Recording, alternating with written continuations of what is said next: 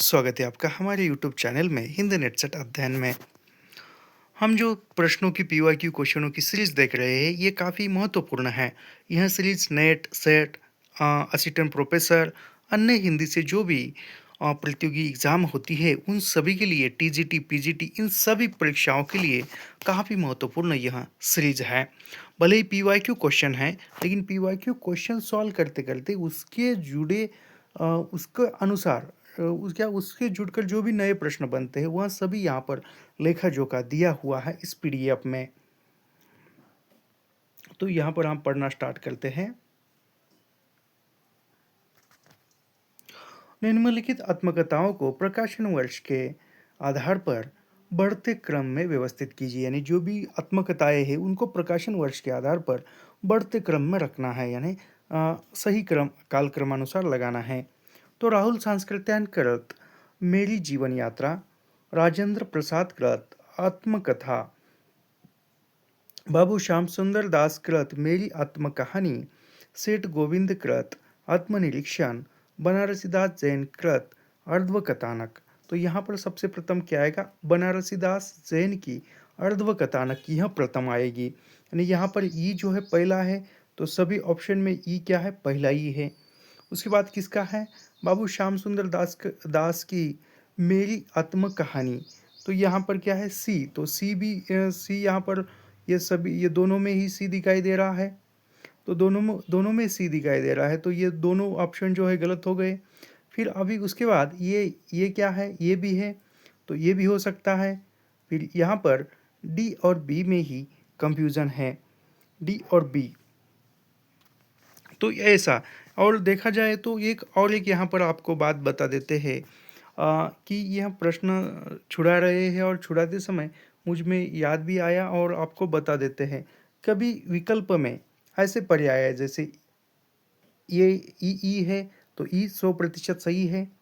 उसके बाद यहाँ पर सी है, ये ए है, तो यहाँ पर क्या हो सकता है? ये दोनों भी हो सकते हैं।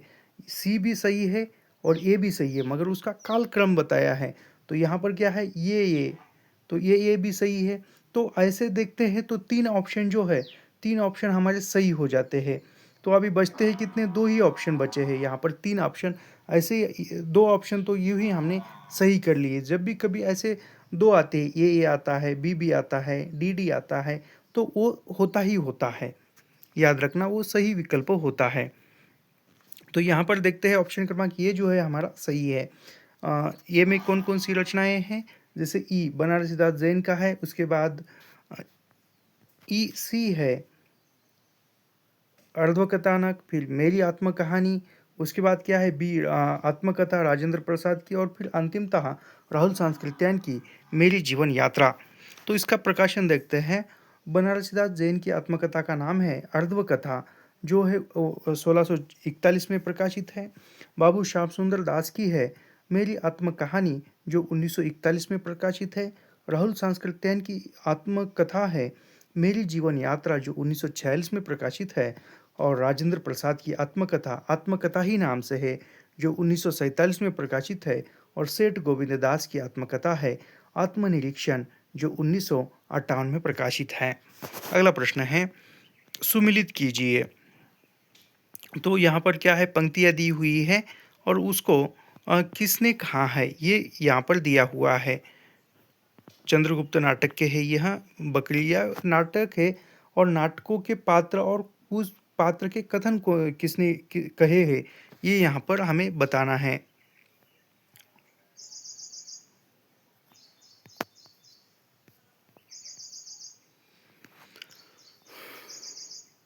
तो यही पर हम देखते हैं। आप लोग समझदार है, गांधी जी और उनकी बकरी की महिमा जानते हैं। तो यह किसका है? तो यह दुर्जन, जो बकरी नाटक में है वह दुर्जन का कथन है। उसके बाद क्या है? मैं उसे मांगता नहीं और क्षमा देने का अधिकार भी तुम्हारा नहीं रहा। मैं उसे मांगता नहीं और क्षमा देने का अधिकार भी तुम्हारा नहीं रहा। ये किसका है? चंद्रगुप्त का कथन है। उसके बाद महत्वाकांक्षा का मोती निष्ठुरता की सीपी में रहता है। महत्वाकांक्षा का मोती निष्ठुरता की सीपी में रहता है, इससे पहले भी बहुत बार ये परीक्षा में पूछा हुआ है। तो यह किसका है? तो यह चाणक्य का कथन है। मैं इस समय अपना मैं इस समय अपना तुम्हारे पास होना बहुत आवश्यक समझता हूँ। तो यह है विलोम का कथन है जो वह अंबिका से कहता है। अंबिका से नहीं, मल्लिका से कहता है विलोम।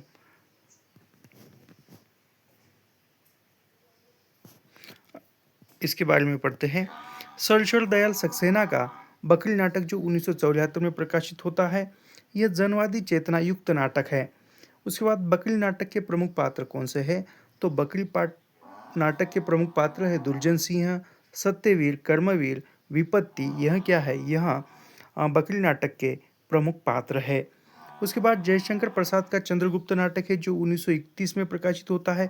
यह एक ऐतिहासिक पृष्ठभूमि पर लिखा हुआ नाटक है और चंद्रगुप्त नाटक के पात्र है चंद्रगुप्त, चाणक्य, पर्वतेश्वर, सिंहरण, षटकार।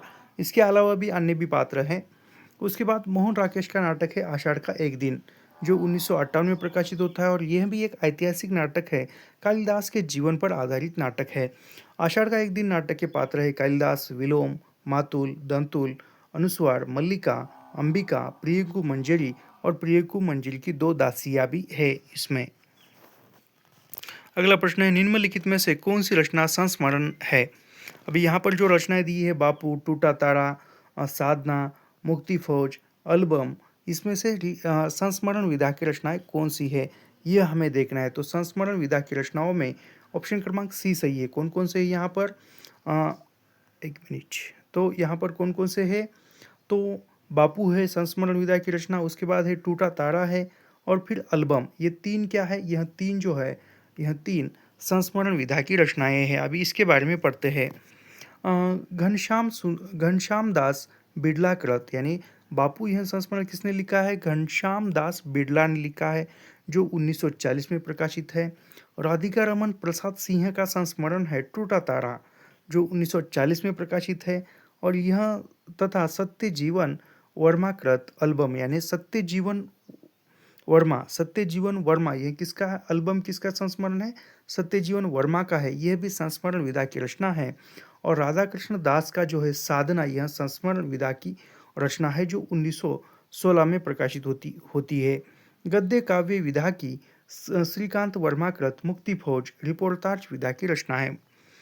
अगला प्रश्न है मनुष्य का मन है भैया, जब कभी भटक जाता है तो रो पड़ता है। यह वाक्य किस उपन्यास का है? तो यह वाक्य किस उपन्यास का है? तो यह वाक्य है मानस का हंस उपन्यास का है, याद रखना, जो अमृतलाल नागर द्वारा लिखित है। इस सीरीज में ज़्यादा समझाने के लिए कुछ नहीं है, तो मैं केवल पढ़ते चलूँगा। जहाँ पर समझाने के लिए या परीक्षा के लिए महत्वपूर्ण है वहीं पर कुछ विश्लेषण करूँगा। मनुष्य का मन है भैया, जब कभी भटक जाता है तो रो पड़ता है। उक्त कथन अमृतलाल नागर कृत मानस का हंस जो 1927 में लिखा हुआ है, गलत है। यह 1927 नहीं है, यह 1972 है। 1927 गलत हुआ है यहाँ पर।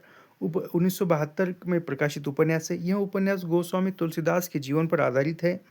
इस उपन्यास के प्रमुख पात्र अभी जो मानस का हंस उपन्यास है उसके प्रमुख पात्र कौन से हैं? तो उनके ये 1972 है, 1927 नहीं है वो। उपन्यास के प्रमुख पात्र है पंडित आत्माराम, भौरव सिंह, पंडाइन, हुलसिया, पंडित गणपति उपाध्याय, रामू द्विवेदी, बकरीदी, कक्का, राजा, शामू की बुआ, पार्वती इत्यादि और तुलसीदास। तो ये सब कुछ जो है इस उपन्यास के पात्र है। अभी अमृतलाल नागर के उपन्यास कौन कौन से हैं? महाकाल, सेठ बाकेलाल, बूंद और समुद्र, शतरंज के मोहरे, सुहाग के नूपुर, अमृत और विष, सात घूंघट वाला मुखड़ा, एकदा ने मिश्राय, मानस का हंस, नाचो बहुत गोपाल, खंजन नयन सूरदास के जीवन पर आधारित है। बिखरे तिनके और अग्निगर्भा, यह जो है यह अमृतलाल नागर के उपन्यास है। अभी यहाँ पर भीष्म साहनी के उपन्यास देखते हैं। भीष्म साहनी के उपन्यास है बंती, तमस, कुंतो, नीलू नीलिमा नीलोफर, नीलू नीलिमा नीलोफर, झरोखे, कड़िया। यह भीष्म साहनी के उपन्यास है। उसके बाद देखते हैं यशपाल के उपन्यास। यशपाल के उपन्यास है दादा कामरेड, देशद्रोही, दिव्या पार्टी कामरेड, झूठा सच दो भागों में है, अप्सरा का शाप, क्यों फंसे, तेरी मेरी उसकी बात। उसके बाद है फणीश्वरात रेणु के उपन्यास, महिला आंचल, पढ़ती परिकथा, जुलूस, दीर्घतपा, कितने चौराहे, कलंक मुक्ति, पलटू बाबू रोड। यह फणीश्वरात रेणु के उपन्यास है। उसके बाद देखते हैं कृष्णा सोप्ती के उपन्यास। कृष्णा सोप्ती के उपन्यास है सूरजमुखी अंधेरे के, जिंदगी नामा, दिलो दानिश, समय सरगम। यह कृष्णा सोप्ती के उपन्यास है। अगला प्रश्न पढ़ते हैं। राष्ट्रभाषा केवल रईसों और अमीरों की भाषा नहीं हो सकती। राष्ट्रभाषा जो हमारी हिंदी है, राष्ट्रभाषा केवल रईसों और अमीरों की भाषा नहीं हो सकती, उसे किसानों और मजदूर की भाषा बनना पड़ेगा। कहानी के संदर्भ में यह कथन किसका है? तो कहानी के संदर्भ में यह कथन प्रेमचंद का है। प्रेमचंद ने लिखा है। प्रेमचंद क्या लिखते हैं? सबसे उत्तम कहानी वह होती है जिसका आधार किसी मनोवैज्ञानिक सत्य पर होता है। यानी प्रेमचंद का कहना है सत्य का उत्तम कहानी या सबसे अच्छी कहानी कौन सी है? जिस कहानी का आधार या जिस कहानी में मनोवैज्ञानिक सत्य होता है, मनोवैज्ञानिक के आधार पर रेखांकित चित्रण होता है, वो भी सत्यता का, उसको ही उत्तम कहानी या अच्छी कहानी माना जाता है। ये प्रेमचंद का कथन है। अभी प्रेमचंद की प्रमुख कहानियां हैं नमक का दरोगा, सज्जन का दंड, ईश्वरीय न्याय, बूढ़ी काकी, सवा सेर गेहूँ, शतरंज की खिलाड़ी, अलगोजा, पूस की रात, सदगति, दो बैलों की कथा, ठाकुर का कुआं, ईदगाह, बड़े भाई साहब, कफन। ये क्या है? ये प्रेमचंद की कहानियां हैं। अगला प्रश्न पढ़ते हैं। निम्नलिखित में से संकेता अर्थ वाक्य का उदाहरण है। संकेता अर्थ का यानी संकेत करता हुआ वाक्य यहाँ पर कौन सा है? वह खाता है, वह नहीं खाता है, तुम जाओ वह पढ़े, यदि वह परिश्रम करता तो सफल अवश्य होता। तो यह परिश्रमार्थक वाक्य है। अभी यहाँ पर संकेतार्थक वाक्य क्या है? संकेतार्थक वाक्य जहाँ एक वाक्य दूसरे वाक्य की संभावना पर आधारित हो। यानी संकेतार्थ वाक्य किसे कहते हैं? जहाँ पर एक वाक्य दूसरे वाक्य पर आश्रित हो, यानी पहले वाक्य का दूसरा वाक्य के आधार पर अर्थ निकलता हो। जैसे यहाँ पर क्या है? यदि वह परिश्रम करता तो, यहाँ पर हमने रुका, आगे का कुछ पता ही नहीं है तो कैसे चलेगा? तो क्या है? यदि वह परिश्रम करता तो सफल होता। तो ये दोनों वाक्य मिलाकर एक वाक्य बनता है, उसको क्या है? संकेतार्थ। किसी और यानी परिश्रम करता तो क्या? सफल होता। ये दो वाक्यों का एक है, इसको संकेतार्थक वाक्य कहते हैं। फिर यहाँ पर क्या है? दूसरा विधानवाचक वाक्य। विधानवाचक जिससे किसी बात के होने का बोध हो, यानी कोई बात है और वो हो रही है तो उसका बोध हो रहा है, उसको विधानवाचक वाक्य कहते हैं। फिर निषेधावाचक वाक्य जिससे किसी तरह की आज्ञा का बोध हो, जैसे वह खाता है। यानी निषेधार्थ वाचक वाक्य क्या है? जिस वाक्य से कोई बोध हो रहा है, कोई ज्ञान का बोध हो रहा है, जैसे वह खाता है, खाने का बोध हो रहा है, तो उसको निषेधार्थक वाक्य कहते हैं। फिर आज्ञावाचक वाक्य क्या है? जिससे किसी तरह की आज्ञा का बोध हो, यानी कोई आज्ञा, जैसे तुम जाओ, तुम्हें आना है, ऐसा। फिर अर्थ के आधार पर वाक्य के 8 भेद है। अर्थ के आधार पर वाक्य के कितने भेद हैं? 8 भेद है। वह 8 भेद कौन से हैं?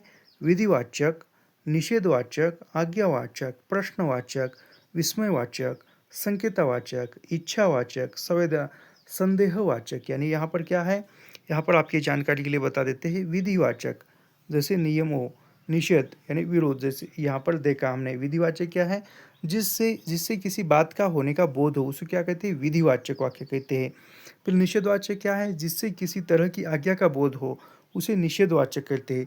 और जहाँ पर आश्चर्य होता है उसे विस्मयवाचक बोलते हैं। और जहाँ पर प्रश्न पूछा जाता है किसी वाक्य के द्वारा, उसको प्रश्नवाचक। आज्ञावाचक क्या है? कि जिससे किसी की तरह की आज्ञा का बोध हो, इसको आज्ञावाचक कहते हैं। संदेहवाचक, क्या संदेह है ये हुआ या नहीं?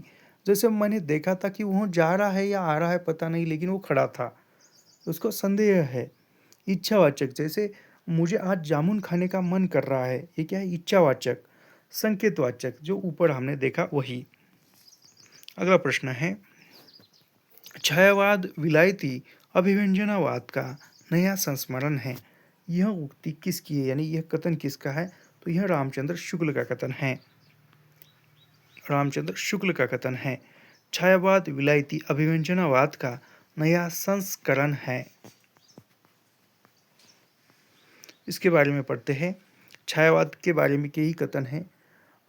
छायावाद स्थूल के प्रति सूक्ष्म का विद्रोह है, ये नगेंद्र कहते हैं। मानव अथवा प्रकृति के सूक्ष्म किंतु व्यक्त सौंदर्य में आध्यात्मिक छाया का बहान छायावाद है। यानी ये नंद दुलारी वाजपेयी का कथन है, याद रखना। मानव अथवा प्रकृति के सूक्ष्म किंतु व्यक्त सौंदर्य में आध्यात्मिक छाया का बहान छायावाद है, ये नंद दुलारी वाजपेयी का कथन है।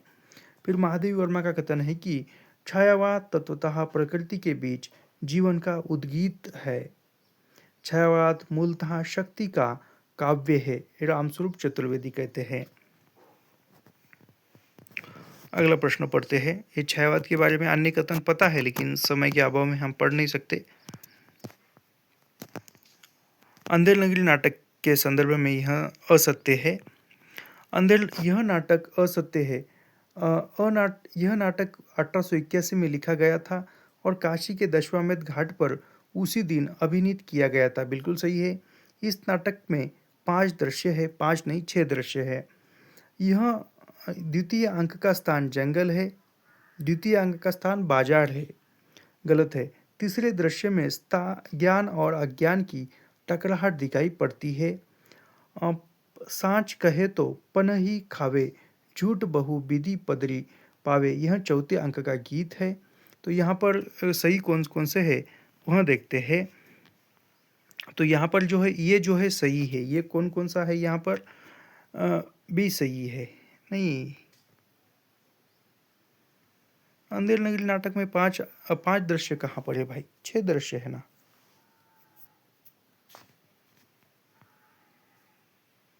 असत्य है, यानी गलत कथन पहचानना है। इस नाटक में गलत कथन कौन से वो पहचाना है, मैंने सही बोला था। इस नाटक में 5 दृश्य है, द्वितीय अंक का स्थान जंगल है से बल्कि बाजार है। सांच कहे तो पनही खावे, झूठे बहु विधि पदवी पावे, यह चौथे अंक का गीत है। यानी ऊपर जो दिए है वो सत्य कथन और असत्य कथनों का ये दिया है, उसमें से असत्य कथन पहचाना था, मैंने पहले सही कथन पहचाने थे। भारतेंदु हरिश्चंद्र कृत अंधेर नगरी, यह प्रहसन से संबंधित नाटक है, यानी प्रहसन है। यह नाटकों में प्रहसन प्रकार होता है वह। और यह नाटक 1881 में लिखा गया था और काशी के दशाश्वमेध घाट पर उसी दिन अभिनीत किया गया था, यानी उसी दिन मंचन किया गया था। इस नाटक में कुल 6 अंक है। द्वितीय अंक का स्थान बाजार है। तीसरे अंक में ज्ञान और अज्ञान की टकराहट दिखाई पड़ती है। 5वें अंक में गोवर्धन दास राग काफी में गाते हुए आते हैं। सांच कहे तो पनही खावे, झूठ बहु विधि पदवी पावे। वे भारतेंदु हरिश्चंद्र के अन्य नाटक है। वैदिक हिंसा हिंसा न भवती, सत्य हरिश्चंद्र, श्री चंद्रावली, विषय विषय मोधम, भारत दुर्दशा, नील देवी, अंधेर नगरी, प्रेम जोगिनी, सती प्रताप, यह भारतेंदु के मौलिक नाटक है। अनुदित नाटक भी है उनके। निम्नलिखित में से कौन सी घटना गोदान उपन्यास से संबंधित है, यानी गोदान उपन्यास से संबंधित कौन सी घटना है यह पढ़ना है। तो गोदान उपन्यास से संबंधित घटनाएं है, मैं तो सोनारी वालों से कह दूंगी, अगर तुमने 1 पैसा भी दहेज में लिया तो मैं तुमसे ब्याह न करूंगी, ये सत्य कथन है। कैसी चाकरी और किसकी चाकरी, यहाँ तो कोई किसी का चाकर नहीं, सभी बराबर है। लजाते क्यों हो, गोद में ले लो, प्यार करो, कैसा कांट का कलेजा है तुम्हारा। गोदान यह प्रेमचंद द्वारा लिखित उपन्यास है जो 1936 में प्रकाशित है और यह प्रेमचंद का अंतिम उपन्यास है। सबसे महत्वपूर्ण उपन्यास है। गोदान ग्रामीण जीवन और कृषक संस्कृति का महाकाव्य, यानी ग्रामीण जीवन और कृषक संस्कृति का या कृषक जीवन का महाकाव्य गोदान उपन्यास को कहा जाता है। इसमें प्रगतिवाद, गांधीवाद, मार्क्सवाद, साम्यवाद का परिपूर्ण परिप्रेक्ष्य में चित्रण हुआ है। गोदान उपन्यास के पात्र है होरी, धनिया, गोबर, झुनिया, राय साहब, मेहता, मालती, भोला, सोना, रूपा, खन्ना, गोविंदी, हीरा, सिलिया, माता दीन, दाता दीन, ओमकारनाथ, शोभा, सोहरी आदि। यह क्या है, यह गोदान उपन्यास के पात्र है। अगला प्रश्न पढ़ते हैं। निम्नलिखित में से असत्य कथन को पहचानिए, असत्य कथनों को पहचाना है हमें यहाँ पर। तो हम विकल्प नहीं पढ़ेंगे, सीधा ये यहाँ पर डी विकल्प सही है। ए और ई, ए और ई कौन से है?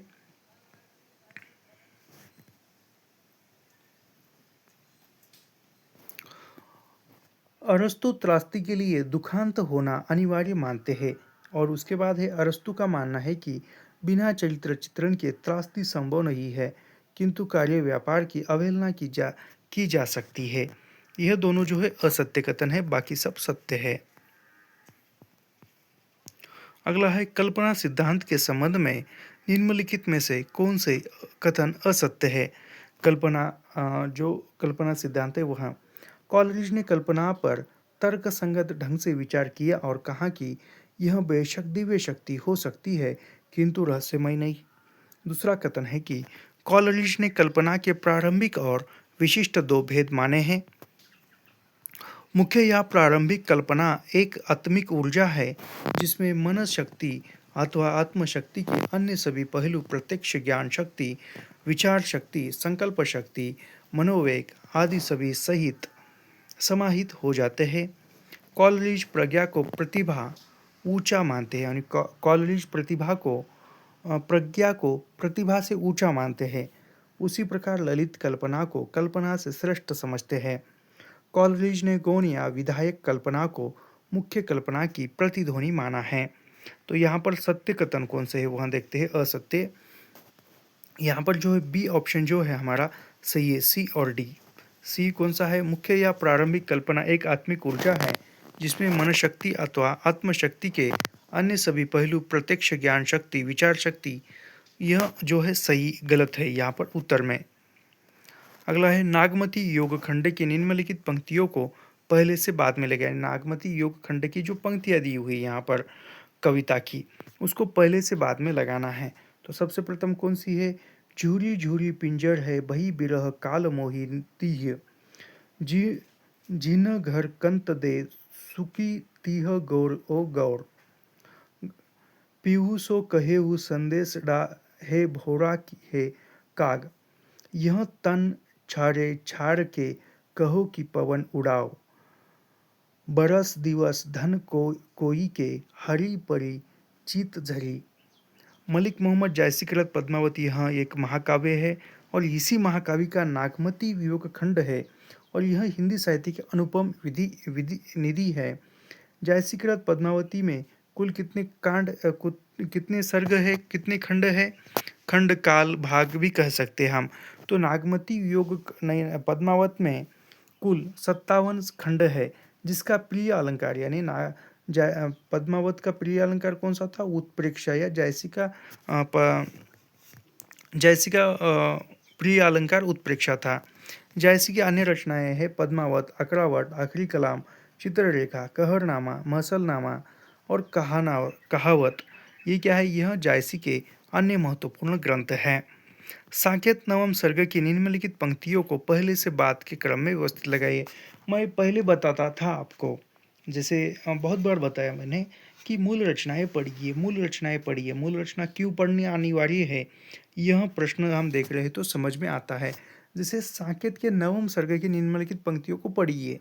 अभी साकेत महाकाव्य आपने पढ़ा ही नहीं है तो उसकी पंक्तियाँ आपको कैसे पता चलेगी? तो इसीलिए आपको मूल रचनाएं पढ़ना चाहिए। साकेत यह मैथिली शरण गुप्त द्वारा लिखित एक महाकाव्य है और यह 1931 में प्रकाशित है। काव्य में नवम सर्ग जो है वह उर्मिला का चित्रण, विरह चित्रण करता है। निम्नलिखित पंक्तियों से बाद के क्रम में इस प्रकार है। करुणे क्यों रोती है तू उत्तर में और अधिक तू रोई, मानस मंदिर में सती पति की प्रतिमा थाप, वेदने तू भी भली बनी, सखी पतंग भी जलता है, हाँ दीपक भी जलता है, निखर सकी एक खंजन आए। हिंदी साहित्य में रामचरितमानस के बाद राम काव्य का दूसरा स्तंभ मैथिलीशरण गुप्तकृत साकेत है। यानी हिंदी साहित्य में रामचरितमानस के बाद यदि राम के आधार पर कोई या राम काव्य लिखा हुआ है तो वह साकेत है। ये कथन पूछा जाता है कि हिंदी साहित्य में रामचरितमानस के बाद राम काव्य का दूसरा स्तंभ मैथिलीशरण गुप्त कृत साकेत है। साकेत में कुल 12 सर्ग है। पद्मावत में 57 सर्ग है और साकेत में 12 सर्ग है। इस कृति में राम के भाई यानी राम के भाई लक्ष्मण और लक्ष्मण की पत्नी उर्मिला के विरह का चित्रण हुआ है। वहाँ अत्यधिक मार्मिक और गहरी मानवीय संवेदनाओं और भावनाओं से ओतप्रोत काव्य है साकेत। गुप्त जी की यानी मैथिलीशरण गुप्त की अन्य रचनाएं ये है रंग में भंग, जयद्रथ वध, भारत भारती, यशोधरा, द्वापर, जय भारत, विष्णुप्रिया, सिद्धराज, पंचवटी। यह क्या है? यह मैथिलीशरण गुप्त के काव्य है। निम्नलिखित काव्य शास्त्रीय आचार्यों को कालक्रम की व्यवस्थित यानी जो काव्य शास्त्रीय आचार्य दिए हैं उसका क्रम पहचाना है हमें। तो सबसे प्रथम है रुद्रट। रुद्रट का समय है 9वीं शताब्दी, 9वीं सदी। रुद्रट रुद्रभट्ट 10वीं शताब्दी, भट्ट ललोट 10वीं शताब्दी, अभिनव गुप्त 10वीं और 11वीं शताब्दी, धनिक यह 11वीं शताब्दी। अगला है चिप की दावत कहानी से उद्गत कौन सा कथन शामनाथ का नहीं है? यानी यहाँ पर जो है चिप की दावत कहानी जो शामनाथ की दी है उसमें से शामनाथ का कथन कौन सा नहीं है यह हमें पहचाना है। मुझे गांव के लोग बहुत पसंद है, तब तो तुम्हारी माँ गांव के गीत और नाच भी जानती होगी। ये नहीं है शामनाथ का। मैं नहीं चाहता कि मैं नहीं चाहता कि उस बुढ़िया का आना जाना यहाँ फिर से शुरू हुआ, ये शामनाथ का कथन है। यह फटी हुई है साहब मैं आपको, ये भी शामनाथ का ही कथन है। ये शामनाथ का कथन नहीं है, ये शामनाथ का कथन है। ये भी है वहाँ तुम माँ और बेटे की बातें में मैं क्यों बुरी बनूं, ये शामनाथ की पत्नी का कथन है। तिनक कर बोले यह कौन सा राग छेड़ दिया माँ, सीधा कह दो सीधा कह दो नहीं है जेवर। तो ये भी शामनाथ का कथन है। तो यहाँ पर कौन से ए और डी सही है। ए और डी ऑप्शन क्रमांक सी जो है सही है। बाकी सब शामनाथ के कथन है। पहला चिप कहता है और डी नंबर का जो है वह शामनाथ की पत्नी कहती है। भीष्म साहनी कृत चिप की दावत जो 1956 में कहानी है और उस कहानी के जो कथन है शामनाथ के नहीं है। मुझे गांव के लोग बहुत पसंद है, तब तो तुम्हारी माँ गांव के गीत और नाच भी जानती होगी। वाह तुम माँ और बेटे की बात मैं क्यों बुरी बनूं, यानी तुम माँ बेटे के बीच में मैं क्यों बुरी बनूं बोलकर। जबकि शेष कथन यानी अन्य जो कथन है वह शामनाथ के है। भीष्म साहनी के जो चिप की दावत कहानी है वह पहला पार्ट कहानी संग्रह से ली हुई है। उसके बाद चिप की दावत यह कहानी एक व्यंग्यात्मक शैली में लिखी हुई है। यह वृद्ध विमर्श को चित्रित करने वाली एक कहानी है। भीष्म साहनी के कहानी संग्रह है भाग्य खां, पहला पार्ट, भटकती राख, पटरिया, वाडचू, शोभा यात्रा, निशाचर, पाली, डायन। यह भीष्म साहनी के कहानी संग्रह है। अगला प्रश्न है निम्नलिखित में से कौन सी रचना ईश्वरदास की नहीं है? तो ईश्वरदास की रचना जो है रामायण कथा ईश्वरदास की रचना नहीं है।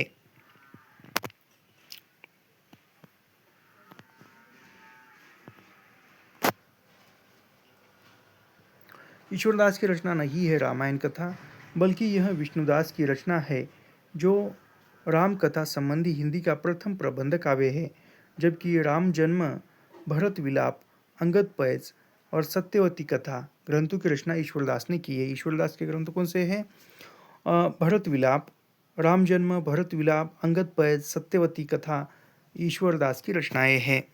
अगला है कि मिलान करना है यहाँ पर।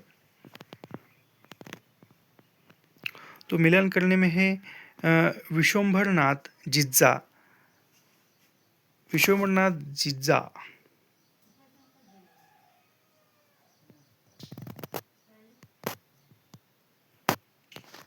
विश्वंभरनाथ जिज्जा की कहानी है विदर्ण हृदय। सूर्य नारायण दीक्षित की कहानी है चंद्रहास का अद्भुत आख्यान। माधव प्रसाद मिश्र की कहानी है पुरोहित का आत्मत्याग और कार्तिक प्रसाद खत्री की कहानी है दामोदर राव की आत्मकहानी। अगला प्रश्न है कि आइए रिचर्ड्स की पुस्तकों को प्रकाशन वर्ष के अनुसार पहले से बाद के क्रम में व्यवस्थित कीजिए। यानी आइए रिचर्ड की जो किताबें हैं उनका प्रकाशन वर्ष के आधार पर सही क्रम क्या है, यह हमें पहचानना है। तो इसको हम पहचानेंगे यहाँ पर। आइए रिचर्ड की सभी किताबें देखिए यहाँ पर कैसे हैं।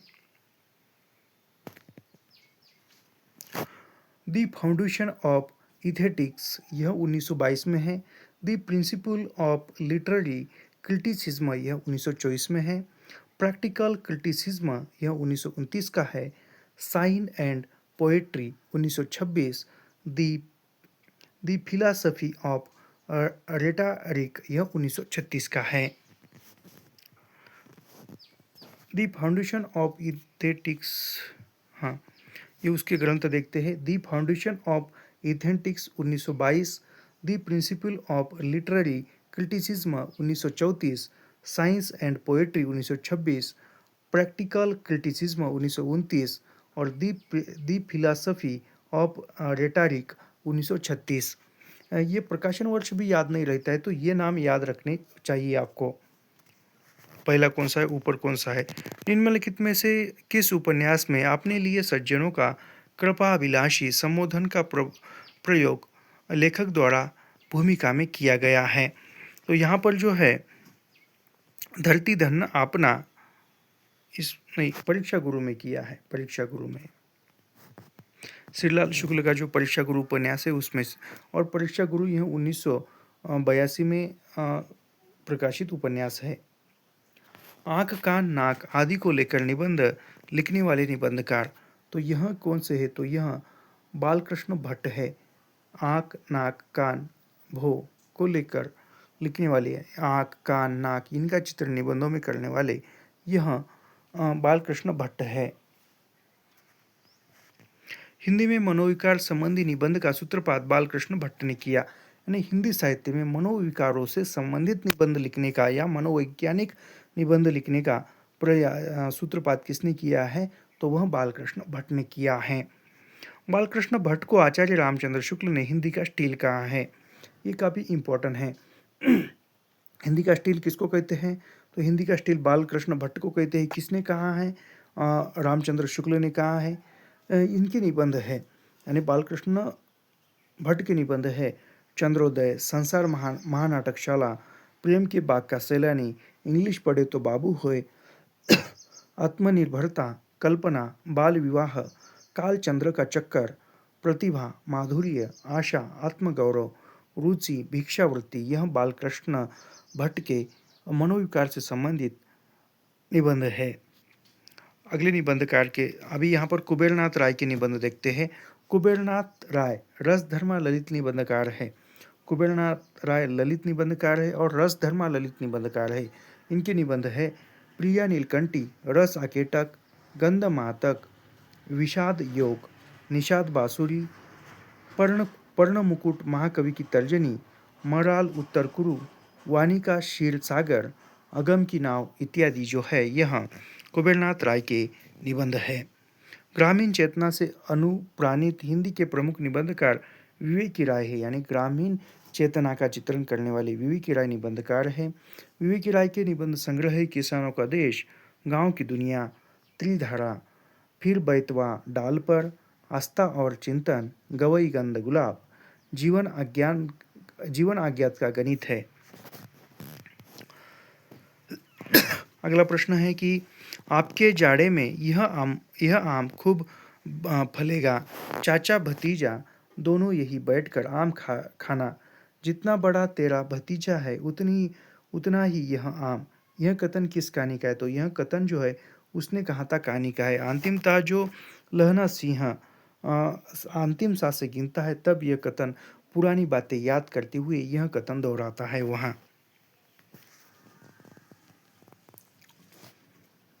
चंद्रधर शर्मा गुलेरी कृत उसने कहा था कहानी जो 1915 में प्रकाशित है और यह प्रथम विश्व युद्ध की पृष्ठभूमि पर लिखी हुई कहानी है और प्रथम प्रेम कहानी भी है।